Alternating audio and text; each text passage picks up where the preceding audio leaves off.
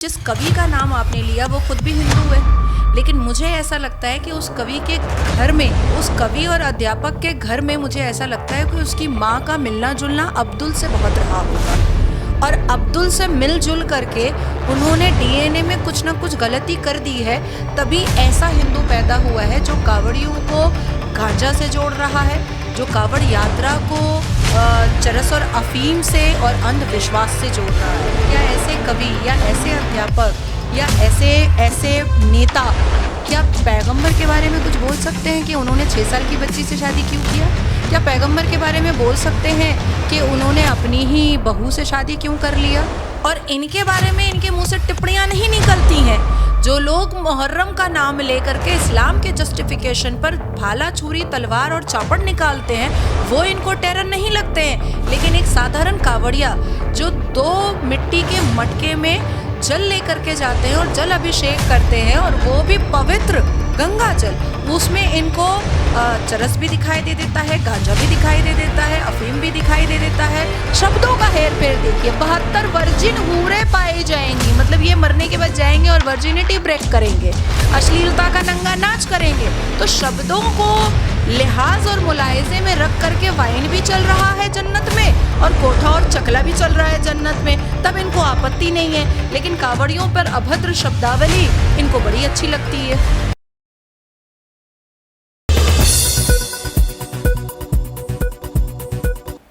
नमस्कार साथियों, मैं रिंकेश जैन, आप देख रहे हैं भारत गान। बरेली से एक कविता वायरल होती है। कविता पाठ करने वाले एक अध्यापक होते हैं, उनका नाम था रजनीश गंगवार। रजनीश गंगवार कावड़ यात्रा को टारगेट करते हैं और इस तरीके से टारगेट किया जाता है कि कावड़ यात्रा को भांग, धतूरे और गांजे से जोड़ दिया जाता है और कावड़ यात्रियों को मूर्खों की संज्ञा दे दी जाती है, अंध भक्तों की या अंध श्रद्धालुओं की संज्ञा दे दी जाती है। अब इस विषय पर चर्चा करने के लिए नाजी इलाई खान जी हमारे साथ हैं, जानेंगे उनके विचार। क्या कहेंगी? हर हर महादेव, वंदे मातरम, भारत माता की जय। ये हमारे देश का सौभाग्य है कि विष्णु शंकर जैन जैसे बड़े वकील जो सुप्रीम कोर्ट में प्रैक्टिस करते हैं, वो हमारे स्वराज और हमारे देश के मंदिरों के लिए आवाज़ उठाते हैं। और आप जैसे पत्रकार हैं जो कोई अगर कावड़ यात्रा को डिफेम और मलाइन करता है तो आप लोग उन मुद्दों को ग्राउंड ज़ीरो से उठा करके देश के सामने रखते हैं। ये हमारे लिए सौभाग्य की बात है। देखिए, हमारे देश में बहुत सारे ऐसे गायकार हैं, बहुत सारे ऐसे कवि हैं, जैसे नेहा राठौड़ है,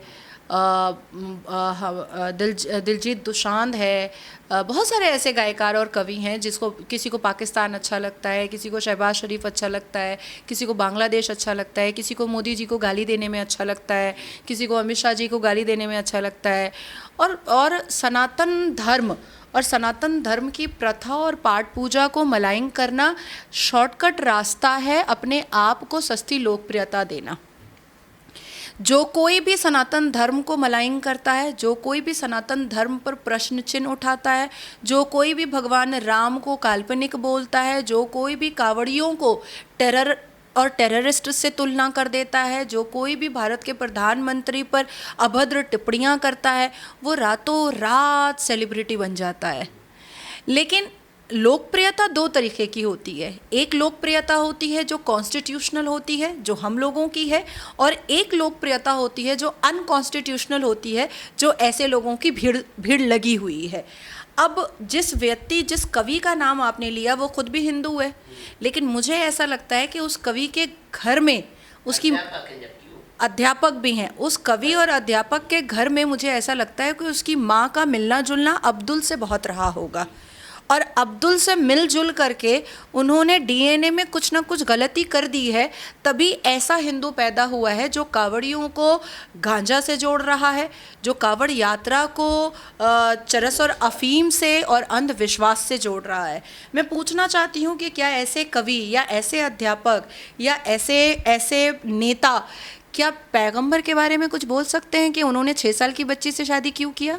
क्या पैगंबर के बारे में बोल सकते हैं कि उन्होंने अपनी ही बहू से शादी क्यों कर लिया?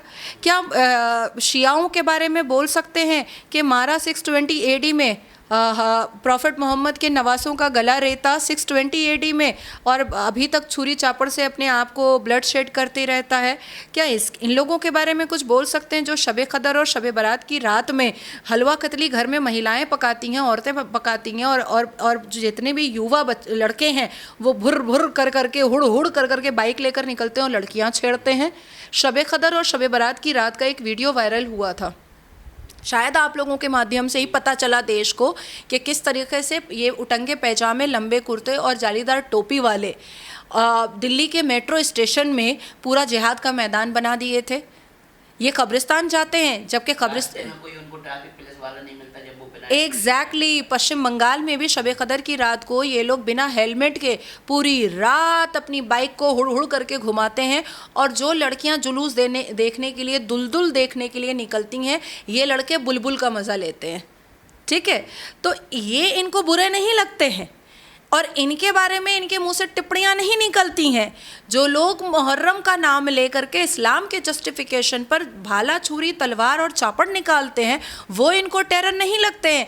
लेकिन एक साधारण कावड़िया जो 2 मिट्टी के मटके में जल लेकर के जाते हैं और जल अभिषेक करते हैं, और वो भी पवित्र गंगा जल, उसमें इनको चरस भी दिखाई दे देता है, गांजा भी दिखाई दे देता है, अफीम भी दिखाई दे देता है, और सनातन धर्म का ये में सारी बुराइयां दिखाई दे देती हैं। मैं पूछना चाहती हूँ कि हमारे सही अल बुखारी में, हमारी हदीसों में, हमारे अल कुरान में जन्नत में भी अंगूर के रस पाए जाते हैं।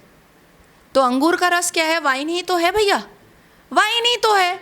तो मतलब वहाँ जन्नत में वाइन चले, चीयर्स किया जाए तो आपत्ति नहीं है, हराम बिल्कुल नहीं है। जन्नत में वाइन की नदियां बह रही हैं, सिर्फ शब्दों का हेर फेर देखिए कि अंगूर के रस पाए जाएंगे।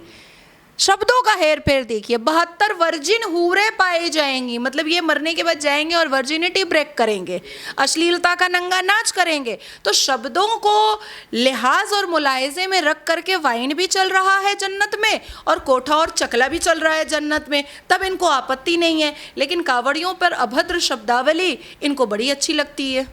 कविता की मुख्य लाइन है कि आप कावड़ उठाकर डॉक्टर, इंजीनियर, वकील नहीं बन सकते हैं, कावड़ उठाकर आप अध्यापक नहीं बन सकते हैं, कावड़ उठाकर आप वैद हकीम नहीं बन सकते। नहीं, मुझे लगता है कि मदरसे में अरबी पढ़ करके भी तो कौन यहाँ पर बन गया, साइंटिस्ट बन गया, वकील बन गया, इंजीनियर बन गया, डॉक्टर बन गया, कौन बन गया?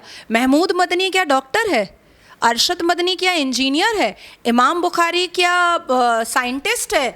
असदुद्दीन अवैसी बैरिस्टर बाहर से पढ़ करके आया है, और जब वक्फ बोर्ड के संशोधन बिल पर जब वो सुप्रीम कोर्ट फाइल करता है केस, तो वो पिटिशनर बनता है, वो एडवोकेट नहीं बनता है, और साधारण लोगों के साथ बैठकर बेंच पर बैठा रहता है, केस लड़ता नहीं है। तो मदरसे में अरबी पढ़ने से भी कोई इंजीनियर, डॉक्टर, वकील नहीं बनता है। ये जो मुअज्जिन जो अजान देते हैं मस्जिदों में जाकर के अल्लाहु अकबर अल्लाहु अकबर, ये क्या इंजीनियर हैं? ये क्या डॉक्टर हैं? ये क्या प्रोफेसर हैं? ये क्या साइंटिस्ट हैं? नहीं, अल्लाहु अकबर ये तो अरबी में अजान दे रहे हैं, और अरबी अजान का अर्थ भी पूछा जाए तो वो अजान का अर्थ भी नहीं बता पाएंगे, क्योंकि ये तो रट्टू माल है, तोता है, वो भी बूढ़ा तोता है ये। तो अगर कावड़िया बनने से कावड़ यात्रा जो होता है वो साल में एक बार होता है।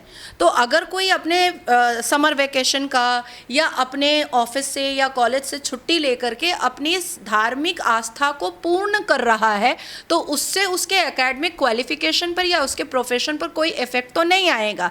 लेकिन ये जो बरसों से मदरसे चल रहे हैं, अलिफ लाम मीम ज़ालिकल किताबु ला रैबा, ये जो पढ़ा जा रहा है, इससे कौन क्या बन पा रहा है? तो मुझे लगता है चंद मिनटों में सेलिब्रिटी बनने का एक आसान तरीका कवि साहब को मिला है, और उन्होंने सनातन धर्म को उन्होंने डिफेम और मलाइन किया है और बन गए वो सेलिब्रिटी। आज आप मेरे पास आ गए ना बात करने के लिए। उन्होंने जब विवाद बढ़ा तो विवाद के बाद वो बोल रहे हैं कि मैंने बच्चों से ये बात कही है, मैंने बच्चों के लिए कविता सुनाई, स्कूली बच्चों के लिए, बड़ों के लिए मेरी ये कविता नहीं थी। मुझे लगता है बच्चों को सही राह दिखाना चाहिए, इसलिए मैंने उनको ये कविता पाठ कर। तो मैं आपके चैनल के माध्यम से वो कवि और अध्यापक साहब को मैं ज़रूर कहना चाहूँगी कि मुसलमान बच्चों को भी आप के लिए भी कोई कविता बनाइए जो मुहर्रम में पैंक बन करके निकलते हैं, और हमारे अल कुरान के हिसाब से, हदीसों के हिसाब से पैंक यजीद बनते थे। तो फिर हमारे हमारे सुन्नी मुसलमान के बच्चे पैक वो हरा हरा कुछ कुछ बांध करके क्यों निकलते हैं। मैं ये भी बोलना चाहूँगी कवि साहब को और अध्यापक साहब को कि मुसलमान बच्चों के लिए भी एक कविता बनाइए कि सिर्फ कुरान रटने से ना तुम इस्लाम समझ पाओगे और ना ही तुम भारत देश में कहीं पर कोई महत्वपूर्ण भूमिका निभा पाओगे और ना ही तुमको कहीं नौकरी मिलने वाली है। अब मुझे उर्दू, अरबी और फारसी लिखना पढ़ना बोलना समझना आता है, पर क्या नाजिया इसकी वजह से जानी जाती है? क्या मैं अरबी में बात अगर सर्वोच्च न्यायपालिका के जज से करूं तो क्या वो एक्सेप्ट करेंगे? वो तो पेनल्टी लगा देंगे कि ये कौन सी भाषा में बात कर रही हो तुम, इंग्लिश में बात करो, अपने सबमिशन को इंग्लिश में रखो। तो अरबी का तो कोई वैल्यू ही नहीं है, कुरान का तो मतलब कोई यूज़ ही नहीं है। तो मुझे लगता है कि उनको एक ऐसी कविता भी बनानी चाहिए जिससे मुसलमान बच्चों को भी समझ में आए कि अरबी कंसेप्ट और कंटेंट वो अरब का है, कंसेप्ट और कंटेंट दोनों अरब का है और या तो इस्लामिक मुल्कों का है, भारत देश में उसका कोई काम नहीं है। इस्लाम पे कविता नहीं बन सकती ना, असर तन से जुदा हो जाएगा। लेकिन सॉफ्ट कॉर्नर तो केवल सनातन ही है, तो सनातन पे तो कोई भी कविता लिख सकता है, देवी देवताओं का अपमान कर सकता है, लेकिन इस्लाम पे तो कोई कविता नहीं लिख सकता है। नहीं, इसलिए तो मेरा रिसर्च चल रहा है और आने वाले 1 महीने में आप लोगों को दिखेगा कि देश के सर्वोच्च न्यायपालिका के चीफ जस्टिस ऑफ भारत को ये तय करना पड़ेगा कि सर तन से जुदा इज़ कॉन्स्टिट्यूशनल और अनकॉन्स्टिट्यूशनल। और जो लोग ये बिस्किट का चश्मा पहन करके दूसरों को बेवकूफ़ बनाने के लिए कवि और अध्यापक बन करके निकले हैं, उनको भी समझना पड़ेगा कि ये दोहरा चरित्र तो अब देश में चलने वाला है नहीं। अगर आप कोई अच्छी सीख और अच्छा मशवरा हिंदुओं को दे रहे हैं तो बराए मेहरबानी ये अच्छी सीख और अच्छा मशवरा मुसलमानों को भी दीजिए, क्योंकि सच्चर कमीशन की रिपोर्ट के हिसाब से 2025 में भी हम मुसलमान शिक्षा में दलित से पीछे हैं। तो हमें सीख की ज़रूरत है, हमें सजेशन की ज़रूरत है, हमारी कौम को सजेशन की ज़रूरत है। हिंदू तो 79% एडुकेटेड है, 120 करोड़ की आबादी में 79% हिंदू एडुकेटेड है, तो उनको सीख दे करके क्या फ़ायदा? वो तो और इंक्रीज़ ही कर रहे हैं शिक्षा में, वो तो डिक्रीज़ नहीं कर रहे, डिक्रीज़ तो हम कर रहे हैं। कैसे एक आध्यात्मिक यात्रा को अंधविश्वास की यात्रा बना दिया जाता है, तो इस पे आप क्या कहेंगी? क्योंकि उन्होंने तो सीधा सीधा इसे अंधविश्वास से जोड़ दिया, जबकि ये आध्यात्मिक यात्रा है। कावड़ यात्रा अंधविश्वास की यात्रा है, तो ये मुहर्रम का दुलदुल जुलूस ये क्या है? बुलबुल देखने की यात्रा है। ये शबे कदर का जो जुलूस निकलता है ये क्या है? ये आँख सेकने की का जुलूस निकलता है। ये ईद के बाज़ार में चांद रात में जा कर के चूड़ियाँ खरीद करके अगाड़ और पिछाड़ सटा करके जो मर्द जाते हैं मुसलमान गलियों में और हाथ मारते हैं आगे और पीछे महिलाओं के, ये वो क्या होता है? वो मतलब ओपन मॉलेस्टेशन का कोई जुलूस या कोई इस्लामिक रिचुअल होता है क्या? कभी जामा मस्जिद जाइएगा और घर की किसी महिला को लेकर के ज़रूर जाइएगा, वो आपको बता देगी कि जामा मस्जिद के मुसलमान लौंडों ने कितनी बार हाथ मारा है। और अजमेर शरीफ ज़रूर जाइएगा, वो वहाँ जो उरूस होता है, उरूस के वक्त में ज़रूर जाइएगा और स्टिंग ऑपरेशन कीजिए। वर्बल मॉलेस्टेशन प्रत्येक महिलाओं का होता है जो उस उरूस में जाती है। आगे और पीछे तो ऐसे मचोड़ते हैं जिसको मैं शब्दों में और बता नहीं सकती। हम तो भाई विज़िट करते हैं, मैं तो 2 बार गई हूँ अजमेर शरीफ, और जो मैं तो पुलिस प्रोटेक्शन में गई थी, घेर करके पुलिस मुझे अंदर लेकर के गया, मैंने वहाँ का पूरा नंगा नाच देखा और उसके बाद मैं तो चादर चढ़ाने वाली थी ही नहीं क्योंकि हमारे कुरान के हिसाब से गुनाह है। मैं पूरा नंगा नाच और अश्लीलता का बाज़ार देख करके मैं चली आई। तो अजमेर शरीफ क्या कोठा है या वैश्याखाना है?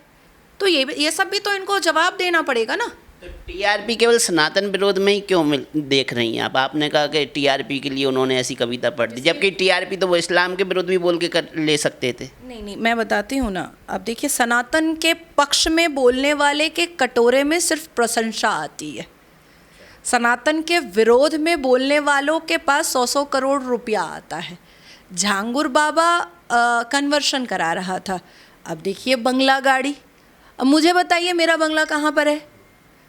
इस पूरे देश में, भारत देश में बंगला बताइए मेरा कहाँ पर है? या 2-4-5 घर बता दीजिए कहाँ पर है? नहीं है। एक मामूली सी होंडा सिटी कार जो बहुत पुरानी है उसको लेकर के घूमती हूँ और रोज़ गड्ढा खोदती हूँ, रोज़ पानी पीती हूँ, क्योंकि मैं सनातन की और संविधान की प्रशंसा करती हूँ। लेकिन आप महमूद मदनी के घर के बाहर देखिए रेंज रोवर है, आप असदुद्दीन अवैसी को देखिए, गाड़ियों का, लग्जरी गाड़ियों का कतार है।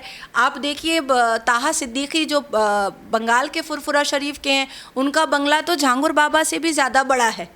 तो सनातन की प्रशंसा और संविधान की प्रशंसा करने वाला भिखारी होता है, और सनातन का विरोध और सनातन धर्म को गाली देने वाले लोग जो होते हैं वो अरबों खरबों पति होते हैं। तो क्या लग रहा है, जिस तरीके से माहौल गर्मा गया और पूरा मीडिया इस पर ट्रायल कर रहा है, तो अब ऐसे मुद्दों पे कैसे पेश आना चाहिए एक सरकार को? नहीं, हेटरेट स्पीच के माध्यम से उसके ऊपर केस होना चाहिए और इस कविता को इमीडिएट बैन करना चाहिए, इमीडिएट बैन करना चाहिए। कानूनी कार्रवाई बिल्कुल होनी चाहिए। और देखिए, इसमें किसी को आगे बढ़ कर के कानूनी कार्रवाई करने की क्या ज़रूरत है? हमारा सर्वोच्च न्यायपालिका जब उदयपुर फाइल को बैन कर सकता है कि नहीं अभी स्टे रहने दो, दिल्ली हाई कोर्ट जब बैन कर सकता है कि नहीं उदयपुर फाइल, अरे कन्हैया तो कोविड से मरा था, कन्हैया तो सरतन से जुदा हुआ ही नहीं था, कन्हैया को तो कोविड हो गया था इसलिए वो बेचारा मर गया था। तो जब अपनी आंखों में पट्टी जब दिल्ली हाई कोर्ट लगा सकता है और उस पट्टी को और टाइट से सर्वोच्च न्यायपालिका बांध सकता है, तो ऐसे मामलों में भी सुओ मोटो मामला ले ही सकता है।